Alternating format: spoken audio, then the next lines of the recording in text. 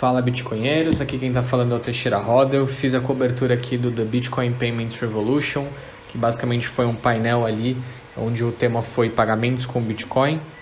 E ele foi moderado pelo Kim Kruger, que trabalha na Moon Payments, pelo Ivan Sotorite, que também é da Moon Payments, a Desiree Dickerson, que ela é founder da Thunder Games, que é uma empresa que faz ali games e play to earn em Bitcoin, o Bill Barty, que ele tem uma empresa de pagamentos chamada, que opera aqui no Brasil também, e o Mike Brock, que não ficou muito claro para mim qual que é a empresa que ele tem hoje, mas todos eles são super autistas ali em relação a pagamentos em Bitcoin.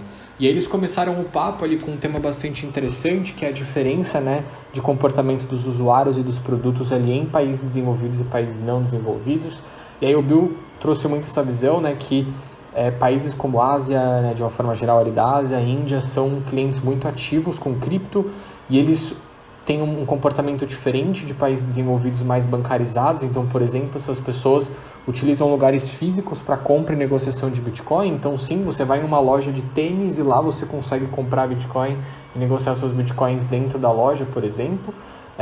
Mas eles entendem que essas pessoas com o tempo vão convergir, porque uma vez que eles entram para o ecossistema do Bitcoin, o próprio ecossistema puxa eles, né, como se eles estivessem, digamos assim, em países bem desenvolvidos.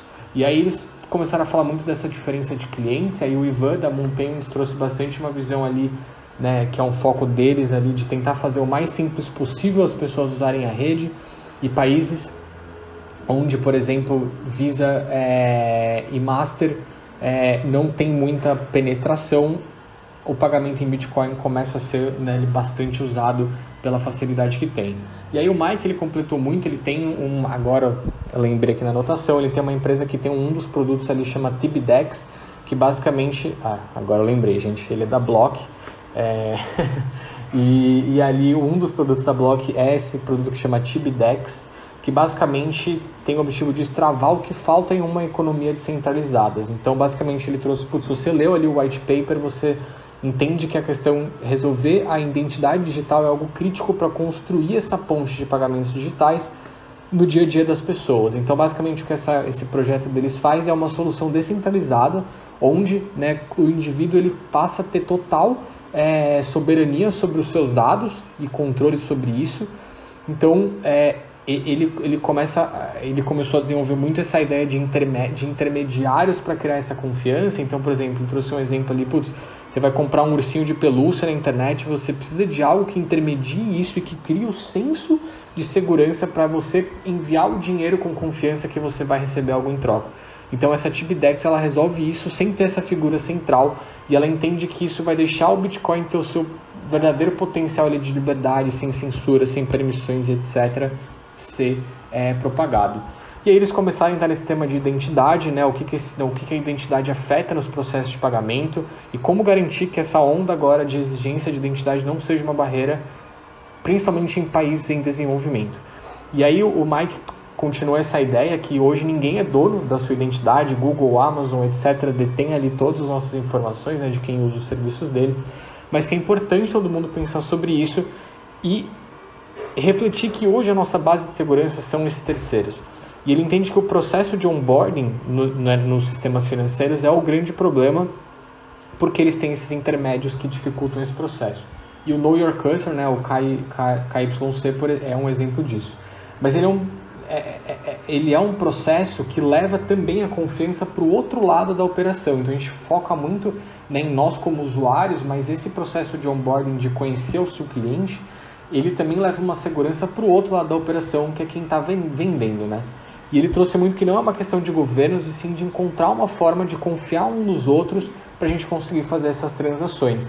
E que isso não acontece, as transações vão se tornando cada vez mais caras. A identidade, ela é importante para levar ali um indivíduo qualquer, né, para poder acessar o sistema financeiro. Então, basicamente, eles giraram muito nessa ideia de que países subdesenvolvidos, muitas pessoas não têm essas identidades, né, digamos assim, e isso, a identidade, né, eles disseram muito ali no sentido de que os sistemas tradicionais exigem e que isso é uma barreira para eles.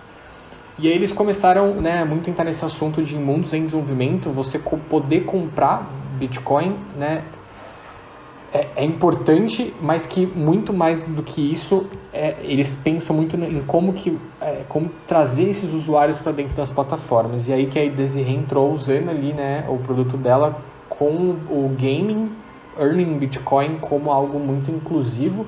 E aí ela trouxe que não só as questões de identidade, mas também com a questão de demografia, né? Então, demografia, ela trouxe muito ali, por exemplo, mulheres de 35 a 50 anos, jogando ali um Candy Crush, jogando ali os jogos da plataforma dela, tem o primeiro contato com seus satoshinhos ali, e que o jogo ele se torna um bom caminho para as pessoas poderem ter isso. E ela vê ali uma tendência muito grande nas pessoas que entram na plataforma dela e não ligam para o Bitcoin, elas vão para jogar, mas a partir do momento que elas passam a ganhar os sats, elas começam a ter skin in the game, e ela vê ali um movimento que esses indivíduos passam a abrir até, por exemplo, carteiras Light Network de autocustódia. Isso é um sinal que as pessoas, né, entendem ali né, a importância e começam a entrar mais no rabbit hole. E aí, né, eles começaram a girar em torno de quais são as habilidades de pagamento em Bitcoin, e aí o Bill ali trouxe muito, né, do produto dele, que basicamente é a conversibilidade, né? Então ele entende que a percepção é que as pessoas hoje que rodam, né, que seguram os seus bitcoins, possam usar ele como colateral em empréstimo. Então, na empresa dele, por exemplo, você consegue um empréstimo em stablecoin usando, acho que se não me engano, 15% do que você tem ali em Bitcoin sem taxa nenhuma. Então, você que tem 15% de empréstimo já liberado, só de fazer o depósito lá sem taxa nenhuma, juros zero. Então ele diz que, né, Master, Visa, etc. vão estar no mesmo motivo, né, ali de usar crédito, que as pessoas passam a ver valor nisso. Então, se você pode segurar Bitcoin para sempre e você consegue esse empréstimo instantâneo, outras pessoas, né, passam a fazer isso também. E aí o Ivan trouxe essa ideia, voltou um pouco da ideia de KYC, ele trouxe que isso veio para ficar, mas e focou de novo na usabilidade como algo ali bastante importante. Ele trouxe que na plataforma dele, por exemplo, uma vez que você tem o processo de identificação feito, você não precisa fazer mais nas plataformas que são parceiras ali da Moon. E ele trouxe que isso vem para ficar, o KYC vem para ficar, lavagem de dinheiro, imposto, é onde o governo se preocupa, e isso vai ficar, né? E o comportamento vem das pessoas, e o que ele vê, né, um comportamento que está acontecendo muito, são pessoas que não se importam em dar identidade para comprar Bitcoin, mas sim que elas fazem questão de ter a custódia própria da carteira. Então ele vê sim na Light Network, a real oportunidade, né, vai ser quando o Bitcoin possa ser usado como wrap em outras plataformas. E aí o Bill, e eles começaram a entrar um pouco nisso de stablecoin, porque o produto do Bill é em stablecoin, e ele falou, putz, eu não sei o futuro delas, mas ele sabe que ele não quer vender os Bitcoins dele. Então que esse movimento de stablecoin incentiva o dólar a sobreviver. Porque se você pode pegar emprestado shitcoins, no caso dólar, usando a sua hard money, né, o seu Bitcoin como colateral, isso meio que mantém o dólar existindo. E sobre enviar stable pela Light Network, ele entende que isso vai ser um grande passo e que vai estender a vida da Light Network. Ele vê muito valor na Light Network, principalmente em lugares que têm dificuldades, por exemplo, como a Ucrânia, que está passando agora a guerra, o caso lá dos Canadian Truckers, porque nesses momentos de crise, você como indivíduo, você quer ter certeza que a sua transação não vai ter intermediários que podem revogar de qualquer forma a sua transação. Então você quer ter total controle sobre as suas finanças. Mas que quem não quer gastar seus bitcoins e quer ser um hodler, por exemplo, é onde os empréstimos usando o Bitcoin como colateral entram em ação. Então, e ele entende que esse é um pouco do futuro dos bancos. E aí a Desiree voltou um pouquinho, né? Ele falou, comentaram ali nesse de stable com ela, e ela falou, não, a Thunder só é Bitcoin e sempre será Bitcoin. E aí as pessoas aplaudiram bastante ali ela. Mas ela entende que NFTs e etc. é um caminho, mas os usuários delas não se interessam por isso. E o principal ali é que a economia circular dos games, usando a Light Network, é algo muito bullish para as pequenas transações. Ela é uma hodl, por exemplo, ela começou a falar sobre isso, mas ela usa alguns sats dela, né, satoshinhos dela, dentro da comunidade do Bitcoin. Então, por exemplo, quando ela contrata algum designer para fazer memes para a página dela do Twitter, ela contrata designers que são bitcoinheiros e ela paga em sats. E aí isso ela vê que ela agrega valor para o ecossistema de uma forma geral. E todos eles ali têm, né, bastante planos ali esse ano, principalmente implementar a Light Network nos produtos deles. E aí eles começaram, né, uma última reflexão de quanto tempo eles imaginam que eles, como empresas, ficam nesse sistema híbrido entre o tradicional e o sistema descentralizado do Bitcoin. O Mike entende que vai ficar por muito mais tempo, mas ele começou a falar bastante que ninguém percebe o quanto de taxa existe nas transações atuais, e nisso a Light Network vai ter um impacto muito grande. E ele entende que pagamento é crédito e esse mecanismo deixa muita gente fora do sistema financeiro. Então, a partir do momento que as pessoas entenderem que no Bitcoin elas não precisam de crédito e que elas usarem a Light Network, elas não pagam tantas taxas, essa transição ela vai ficar cada vez mais hiper-bitcoinizada.